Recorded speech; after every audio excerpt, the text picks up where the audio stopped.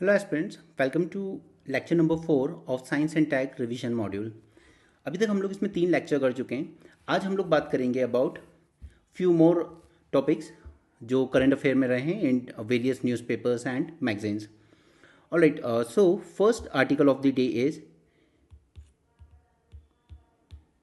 Indian groups propose radical new way to settle universe expansion dispute. Now we all know, एक बार UPSC PYQ भी आपसे पूछ चुका है with respect to the universe expansion. Okay, इसके क्या क्या एविडेंसेस हो सकते हैं। नो, यहाँ पे इंडिया के रिसर्चर्स ने प्रपोज किया है एक नया तरीका जिससे हम यूनिवर्स के एक्सपेंशन की बातें कर सकते हैं। So they have proposed a new way to determine Hubble constant. Now let's first understand what is this Hubble constant. That's why I say कि आप लोग जब न्यूज़ आर्टिकल पढ़ते हो तो यूपीएससी आपसे एक्सपेक्ट करता है दैट आप इन बिटवीन द लाइन से जो न्यूज़ या कुछ इंपॉर्टेंट कंसेप्ट उसके बैकग्राउंड में जाके आपको समझना ज़रूरी हो जाता है। राइट, सो सबसे पहले हम जानते हैं about the Hubble constant. It is actually unit, let me change the color. It is actually a unit that describe how fast the universe is expanding at different distance from a particular point in space. Okay, so ये theory दी थी Edwin ह्यूबल ने और उन्होंने कहा था कि ये एक यूनिट होगी ये मेजर करने की कि हमारा यूनिवर्स कितनी तेजी से एक्सपैंड कर रहा है। नाउ वी ऑल नो कि हमारी जो गैलेक्सीज भी हैं उनके बीच का जो डिस्टेंस है वो बढ़ता जा रहा है, राइट और यूपीएससी ने वे बैक इन 2013 एक क्वेश्चन इसी पे पूछा हुआ है पहले। So here you're clear with what is Hubble constant. Okay, it is one of the keystone in our understanding the universe evolution, and it gets its name from Edwin Hubble, who was the first to calculate this constant from his measurement of stars in 1929. Okay, सो इसी ह्यूबल constant को major करने के लिए या determine करने के लिए एक न्यू थ्योरी के साथ आए Indian researchers. So how this is measured.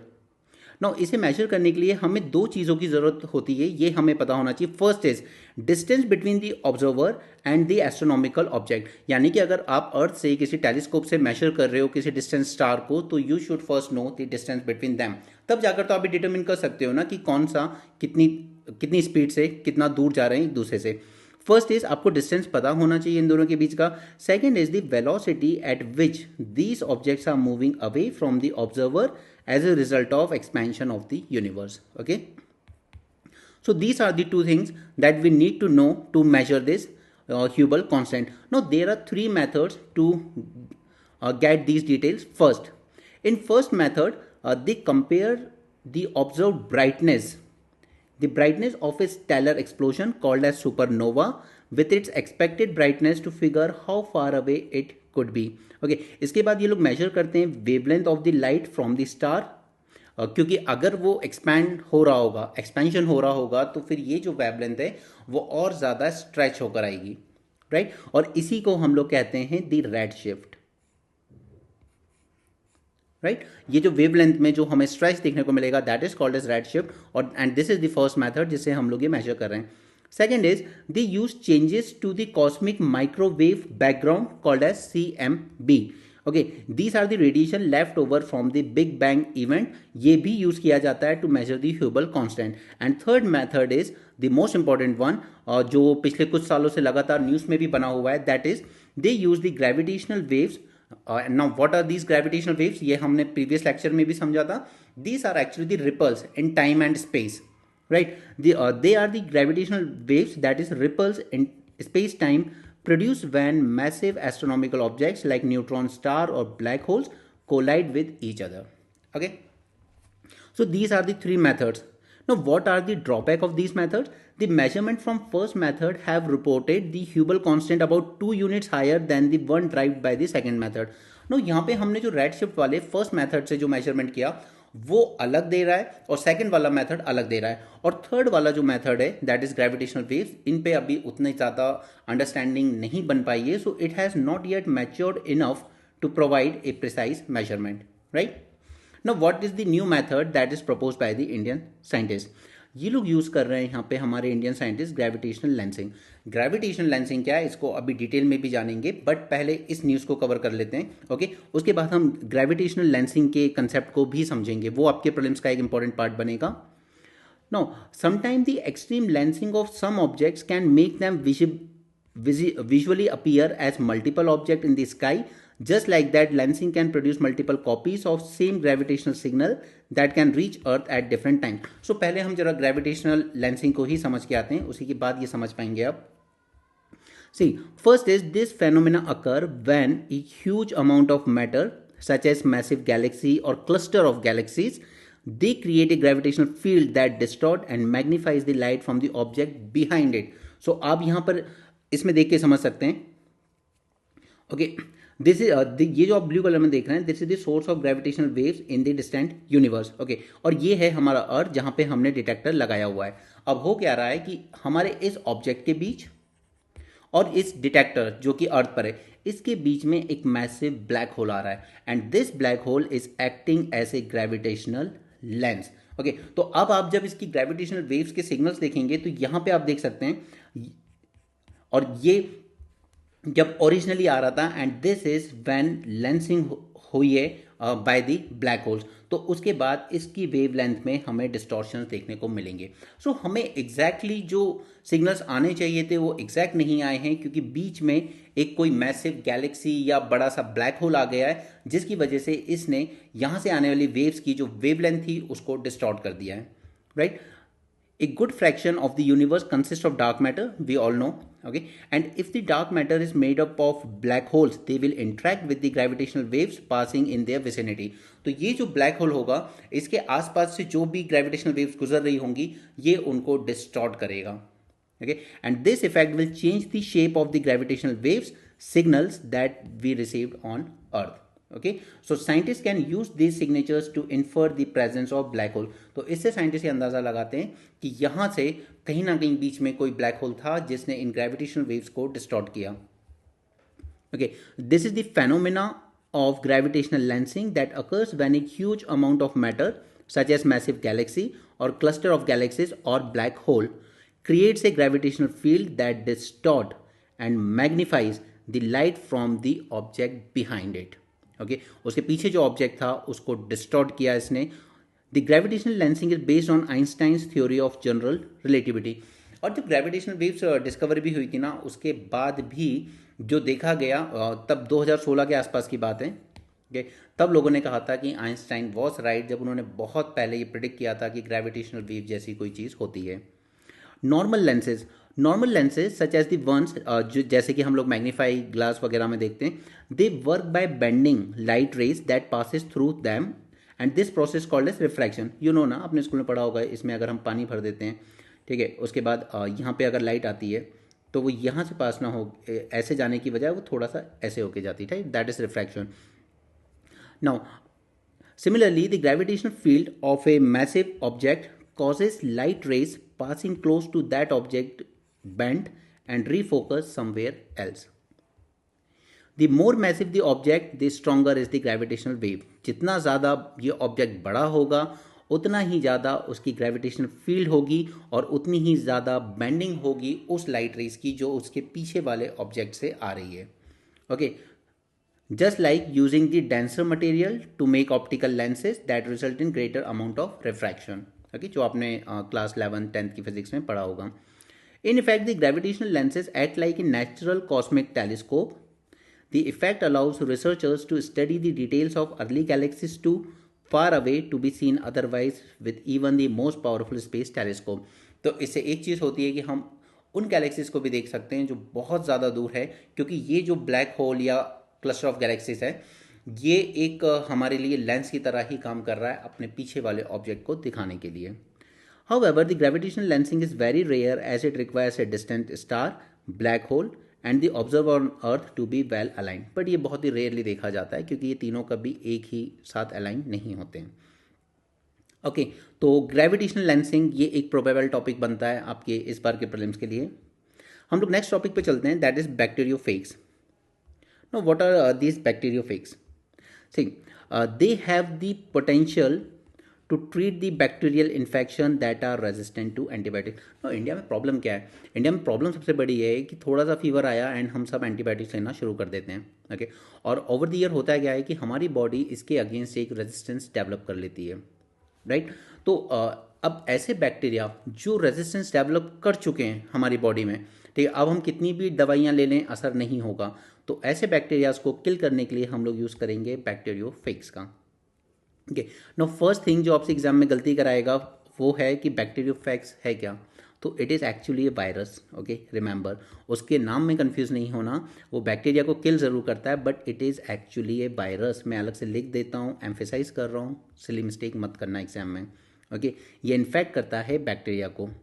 Discover तो बहुत पहले कर लिए गए थे और इनके लिए ये टर्म कॉइन किया गया जिसका मतलब होता है बैक्टीरिया ईटर, कि ये बैक्टीरिया को खा जाते हैं। The bacteriophages killing bacteria, now these bacteriophages they are harmless, just a second, these are harmless, these are harmless to human cells as they do not recognize them as their bacterial prey। ठीक है, क्योंकि यहाँ पे ये सिर्फ bacteria को ही ईट करेगा। So one thing is sure कि ये हमारी बॉडी के जो नॉर्मल सेल्स हैं उनको हार्म नहीं पहुँचाएगा, राइट। तो एक तो ये काफ़ी सेफ हो गया। Second is they work by hunting down the bacteria and attaching themselves to the surface of bacterial cell. अब हमारा जो बैक्टीरिया होगा यहाँ पर, उसके जो सेल होंगे उनके साथ जाकर ये वायरस अटैच हो जाएगा और उसके बाद ये इंजेक्ट कर देगा viral DNA material into their cell, और यहाँ से ये वायरस इस बैक्टीरियल सेल के अंदर इंजेक्ट कर देगा अपना DNA material, right. And now bacteria के सेल में जाने के बाद this viral DNA replicate inside the bacteria sometimes by borrowing the DNA replication hardware of the bacteria. और यहाँ पर जो बैक्टीरिया का ही डीएनए रेप्लिकेशन हार्डवेयर, ये उसी को यूज़ करेगा खुद को रेप्लिकेट करने के लिए।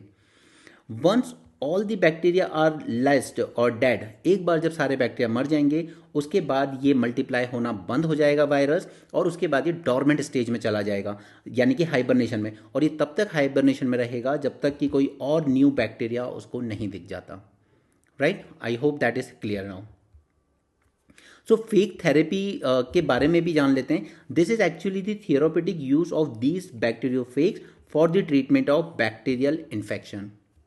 ठीक है, इसके कुछ एडवांटेज हैं लेकिन साथ में एक दो डिसएडवांटेज भी हैं। एडवांटेज की अगर हम बात करें तो इसमें कम से कम साइड इफेक्ट होंगे क्योंकि ये हमारे ह्यूमन सेल्स को डिस्ट्रॉय नहीं करेगा, ये सिर्फ बैक्टीरिया को ही हंट करता है, that is first benefit. Second is इसमें रिस्क बहुत कम हो जाता है कि ये बैक्टीरिया कल को रेजिस्टेंस डेवलप कर सकते हैं, क्योंकि जो और दवाइयाँ हैं उनमें रेजिस्टेंस आएगा। ठीक है, हम एंटीबायोटिक्स लेते रहेंगे, हमारी बॉडी रेजिस्टेंस डेवलप कर लेगी, लेकिन यहाँ पर क्योंकि ये सिर्फ बैक्टीरिया को ही किल कर रहा है, हमारी बाकी बॉडी पे कोई साइड इफेक्ट नहीं छोड़ रहा है, तो इसमें काफ़ी कम रिस्क हो जाता है of bacteria developing any sort of resistance against them. Okay, because these are more specific than the antibiotics. Antibiotics अपना काम तो करती है, उसके अलावा काफ़ी सारा हार्म भी करती है।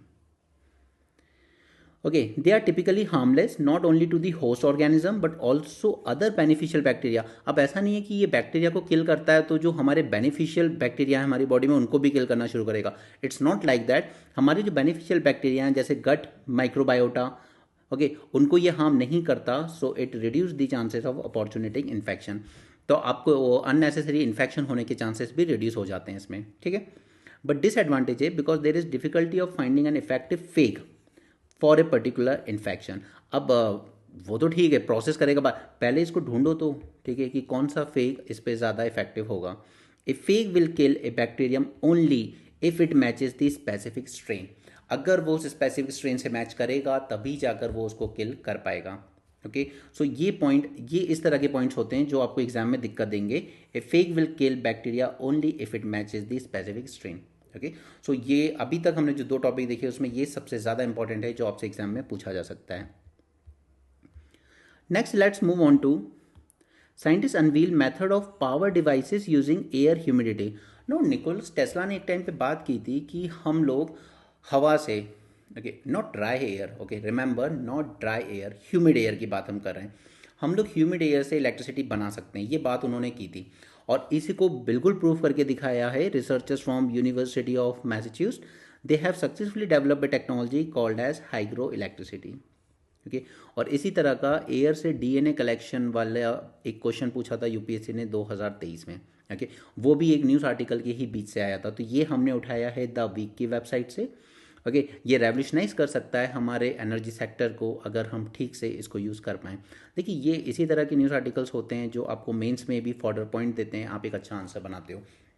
सो दैट्स वाई मैं बार बार कहता हूँ, कुछ और मिस हो जाए चलेगा, बट न्यूज़ एनालिसिस मिस नहीं होना चाहिए, 20 मिनट सीरीज मिस नहीं होनी चाहिए।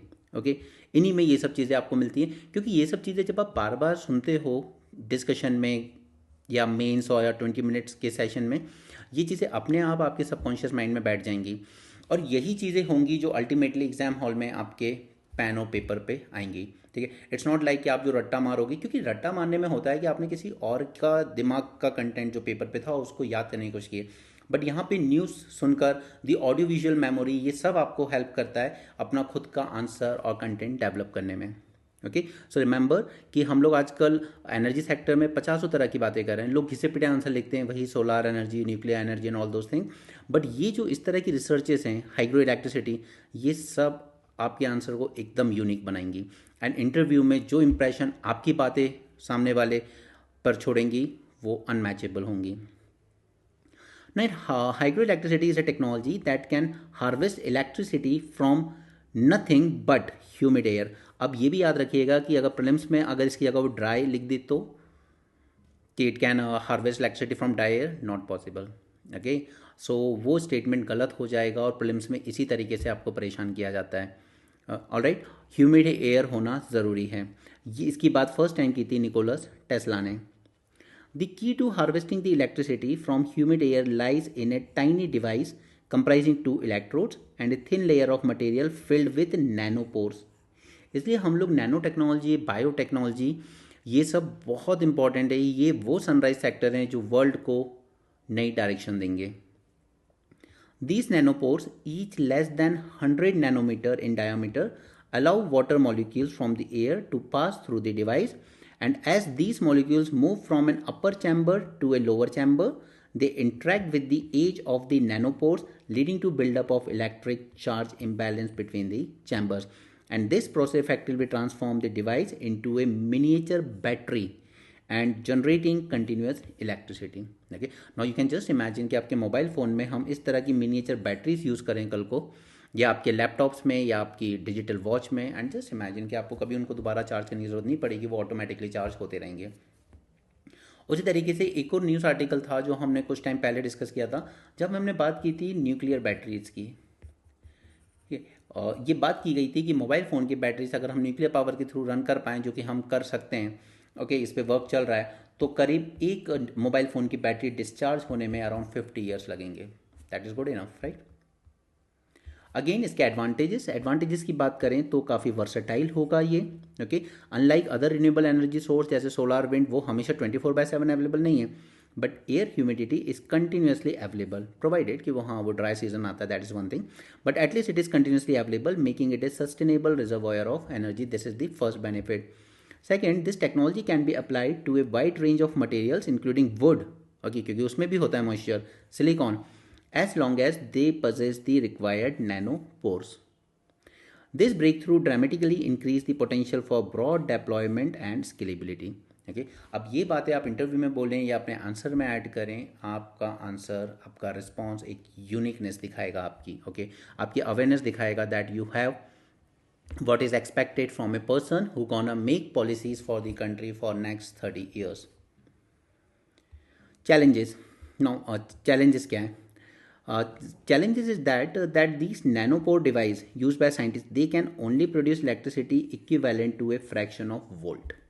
Okay, now that is the problem कि ये उतनी बड़े लेवल पे, ऑब्वियसली वैसे भी हम बोल रहे हैं मिनिएचर बैटरी की तरह काम करेगा, ओके, तो ये जो इलेक्ट्रिसिटी प्रोड्यूस करेगा वो बहुत ही फ्रैक्शन होगी 1 वोल्ट के, ओके, तो हमें इस टेक्नोलॉजी को भी और स्केल अप करने की ज़रूरत है to meet the practical energy demand which is a significant hurdle. Okay, so this is second important topic from this session जो आप एक्सपेक्ट कर सकते हो अपने एग्जाम में। This is news article from physics.org। ठीक है, nature inspires breakthrough achievement hazard free production of fluorochemicals. तो हमने बचपन से आप लोग सुनते आ रहे हैं ओजोन डिप्लीशन के बारे टाइम पे हम लोग बात करते हैं, क्लोरोफ्लोरोस क्लोरोफ्लोरोकार्बन्स की। उसके बाद फिर हाइड्रोफ्लोरोकार्बन्स आ गए, हमने उन्हें भी किगाली अमेंडमेंट के अंडर में बैन कर दिया। ओके, अभी पूरी तरीके से हमारी कंट्री में बैन नहीं है, रिड्यूस कर रहे हैं हम लोग उसको, हमारी टाइमलाइन अलग है क्योंकि। तो यहाँ पर रिसर्चर्स ने एक ब्रेक थ्रू अचीव किया है in developing a new technique to produce fluorochemicals without using hazardous hydrogen sulphide gas. क्योंकि अभी हम लोग जो फ्लोरोकेमिकल्स बनाते हैं, ऑफकोर्स ज़रूरत पड़ती है काफ़ी सारे में, जैसे हम लोग फायर एक्सटिंग्विशर में यूज़ करते हैं, रेफ्रिजरेटर्स में यूज़ करते थे। तो यहाँ पर जब हम इन फ्लोरोकेमिकल्स को बनाते हैं तो हम लोग यूज़ करते हैं हजार्डस हाइड्रोजन फ्लोराइड गैस। ये तो क्या इस गैस को यूज़ किए बिना हम लोग बना सकते हैं केमिकल्स? हाँ, बना सकते हैं।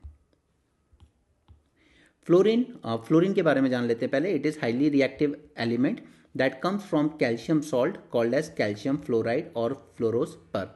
The fluorine is used to make fluorochemicals, which in turn are used to produce plastics, agrochemicals, lithium-ion batteries, and drugs. What is the process of making these fluorochemicals and what are its drawbacks? First is that fluorospur is mined and then treated with sulfuric acid at high temperature to release this hydrogen fluoride. इसलिए इन chemicals को बनाने में ये gas release हो रही है and this hydrogen fluoride is then made to react with other compounds to create the fluorochemicals. Major drawback: a major downside of this process is that this gas, hydrogen fluoride, is an extremely poisonous and corrosive liquid that irritates the eyes and respiratory tract even at low concentration. It also requires special transportation and storage requirement.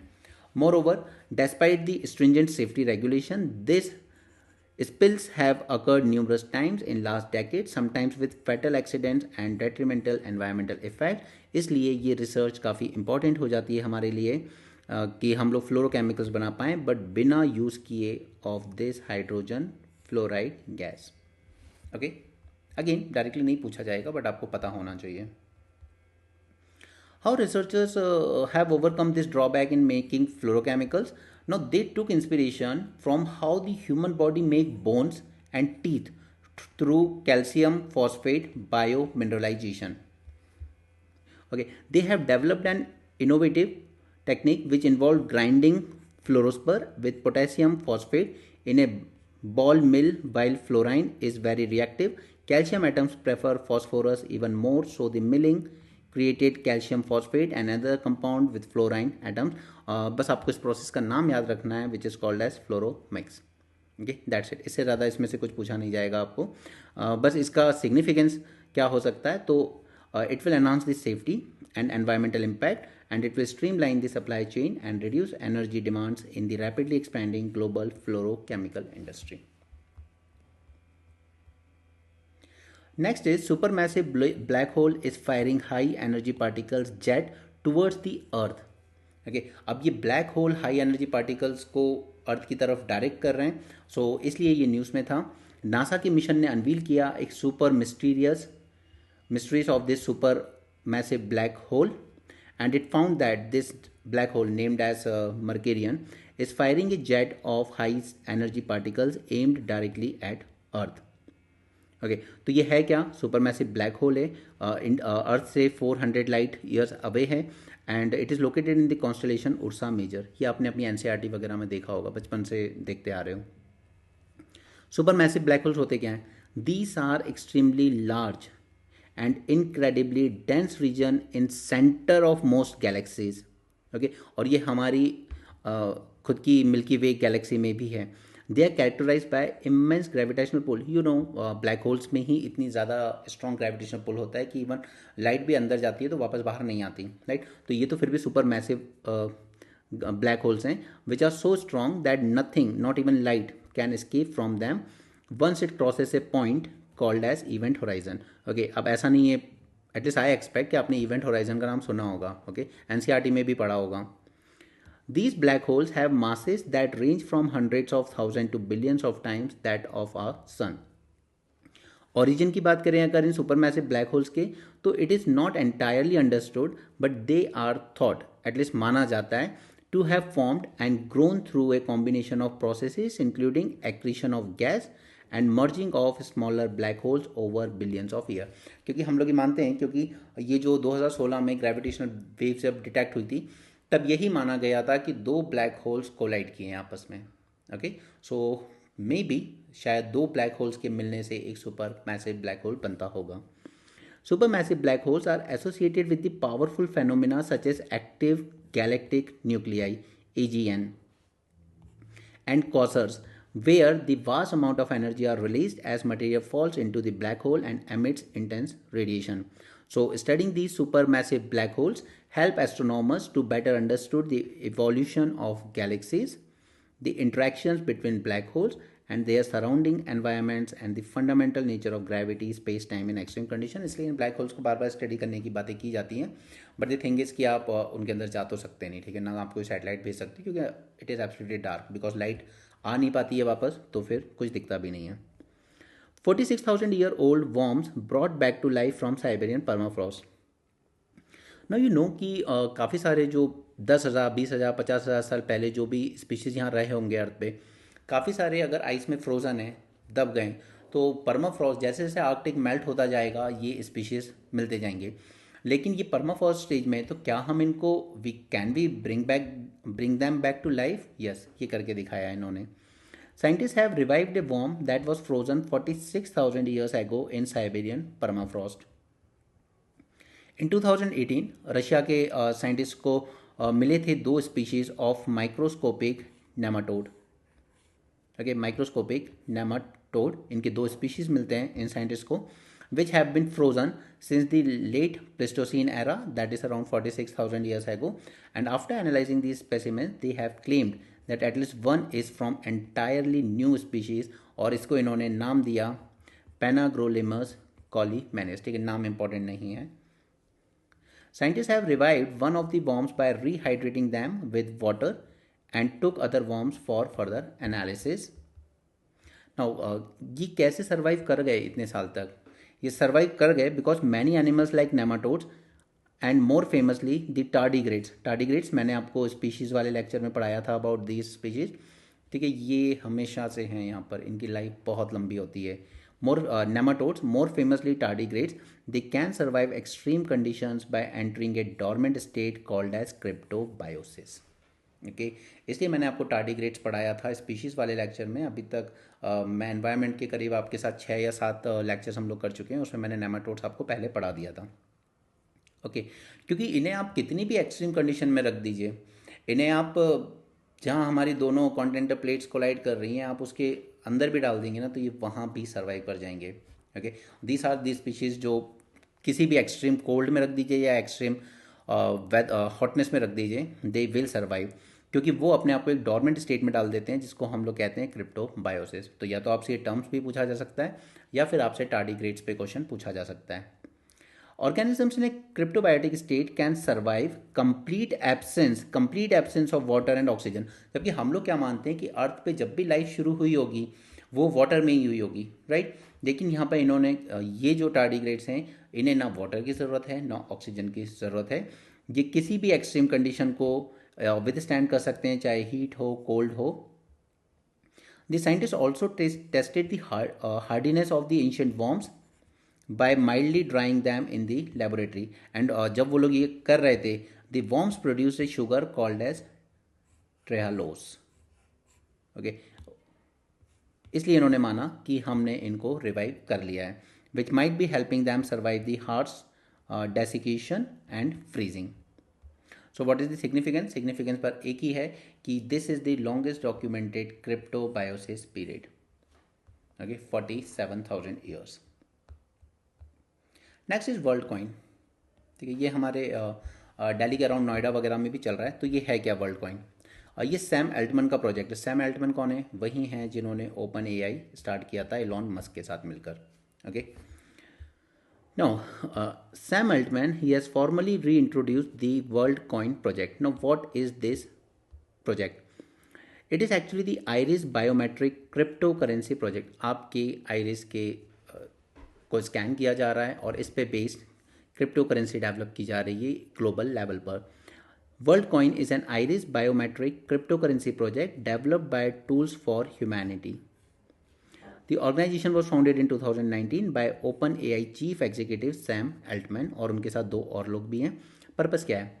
Purpose is to create a digital network in which everyone can claim some kind of stake and join the digital economy। क्योंकि हम लोग कई बार मानते हैं ना कि कई लोग बिल्कुल इंटरेस्टेड नहीं है, ठीक है ना, वो क्रिप्टो करेंसी में, ना वो शेयर मार्केट में, ना वो किसी भी तरह के डिजिटल मार्केट में एक्टिव हैं।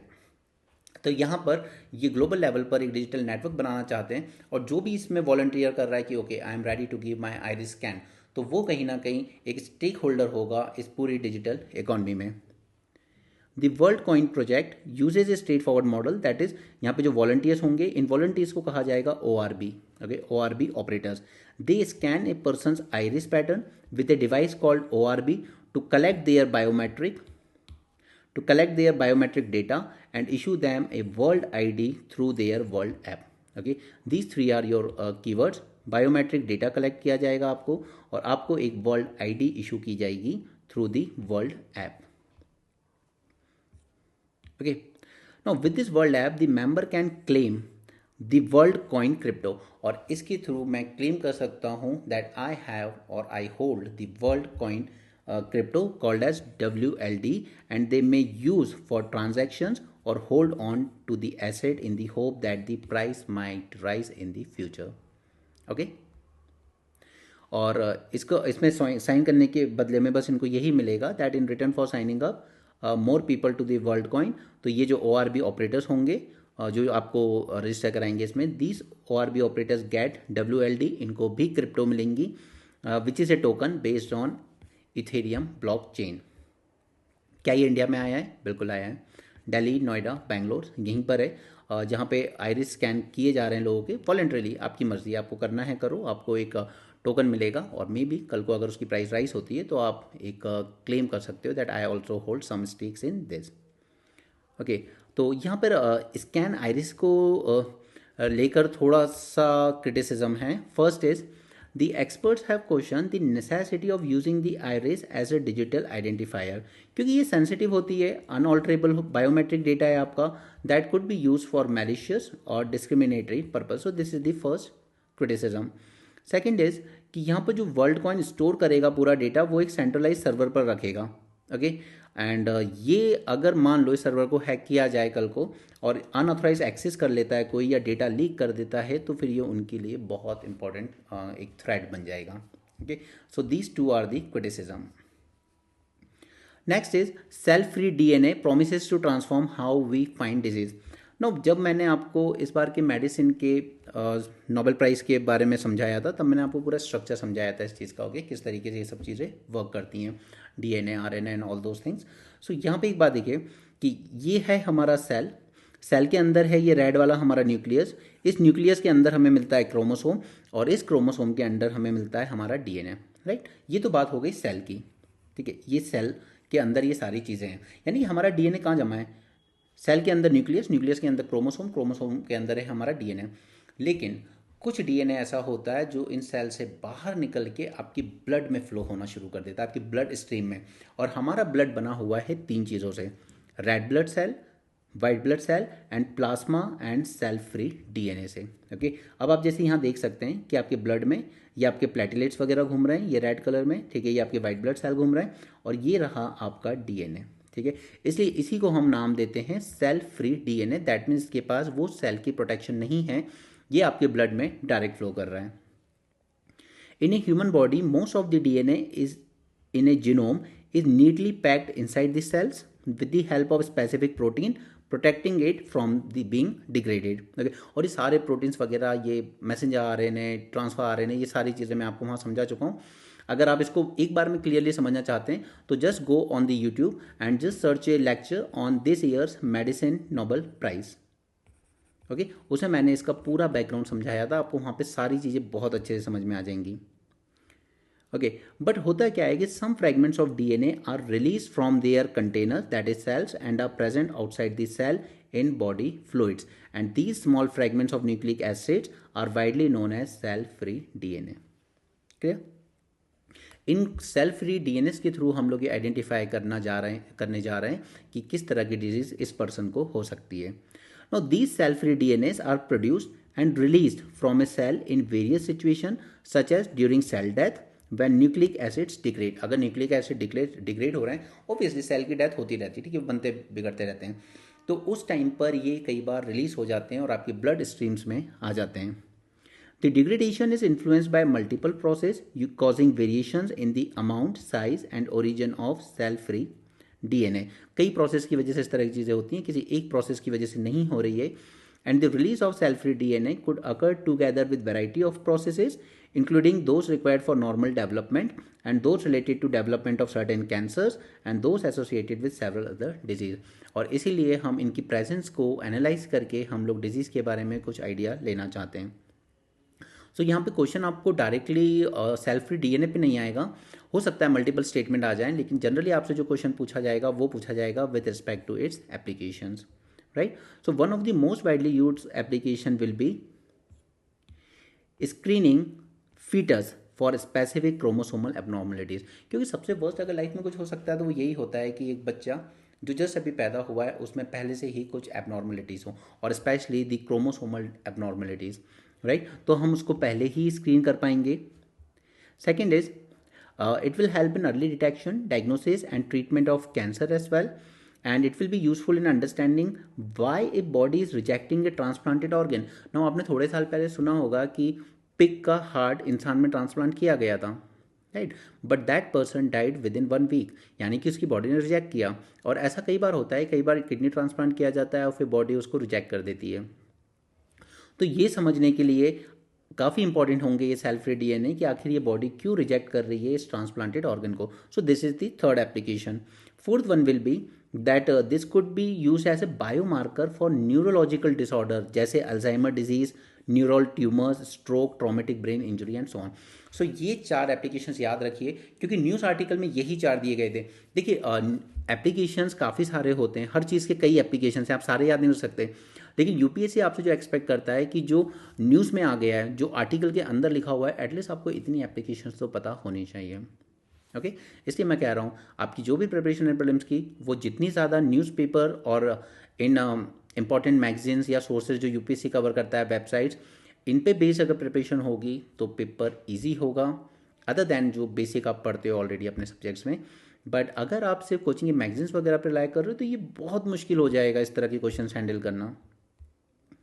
चलते चलते एक छोटा सा और देख लेते हैं, इसको मैंने अलग से भी आपके साथ कवर किया हुआ है. और न्यूज़ एनालिसिस में ये सारी चीज़ें जो मैं आपके साथ करवा रहा हूँ, ये पिछले 2 साल में मैंने न्यूज़पेपर में रेगुलर आपके साथ डिस्कस की हैं. जो स्टूडेंट्स आप में से पहले से जुड़े हुए हैं वो डेफिनेटली इन चीज़ों से रिलेट कर सकते हैं खुद को. Samudrayaan 3-member team to explore depth of the ocean in first manned ocean mission. मैं इसमें आपको कुछ कीवर्ड बताता हूँ जो आपको एग्जाम में पूछे जा सकते हैं. फर्स्ट चीज़ कि हम लोग कहाँ तक जा रहे हैं, हम लोग जा रहे हैं up to depth of 6000 metre. Okay, ये एक सबमर्सिबल व्हीकल होगा, इसके अंदर 3 लोग बैठेंगे. Okay, and it is part of our deep ocean mission. Deep ocean mission क्या है, हम लोग एक्सप्लोर कर रहे हैं अपने ओशियनिक सरफेस को. It is design to study deep sea resources and conduct the biodiversity assessment. The mission aimed to send 3 people to depth of 6000 meter in a manned submersible vehicle called as Matsya 6000. It will allow it will allow the scientific personnel to observe and understand unexplored deep sea areas by direct interventions. Further it will enhance the capability of deep sea man rated vehicle development, क्योंकि ये इसमें भी अगर इस तरह के vehicle development में भी हम लोग बहुत अच्छा कर पाते हैं तो फिर वो हमारे एक्सपोर्ट का पोटेंशियल भी क्रिएट करके देता है हमें. ये कौन इंप्लीमेंट करेगा, it will be implemented by National Institute of Oceanic Technology in Chennai. Okay, इसने डिज़ाइन किया है, इसने डेवलप किया है समुद्रयान प्रोजेक्ट को, and it will likely be ready by 2026. The mission is significant as it will allow scientific personnel to observe and understand unexplored deep sea areas through direct intervention. It also aligns with Government of India's vision of New India, highlighting blue economy as one of the 10 core dimensions of the growth. Okay, blue economy पे मैंने आपके साथ एक separate session किया है mains 450 plus में, because that is one topic which I feel कि ये एग्जाम में आपको देर सवेर पूछा जाएगा in your mains. Okay, so that's it for this article, this lecture number 4. इसमें हमने काफ़ी सारी चीज़ें जानी, जिसमें से आई वुड से कि 2 चीज़ें सबसे ज़्यादा इंपॉर्टेंट होंगी पूछे जाने के लिए एग्जाम में. One is first one is about this bacteriophages, and second one is with regard to this electricity from air, that is humid air. Okay, so that's it for this session. Thanks for joining. Have a great day and keep learning.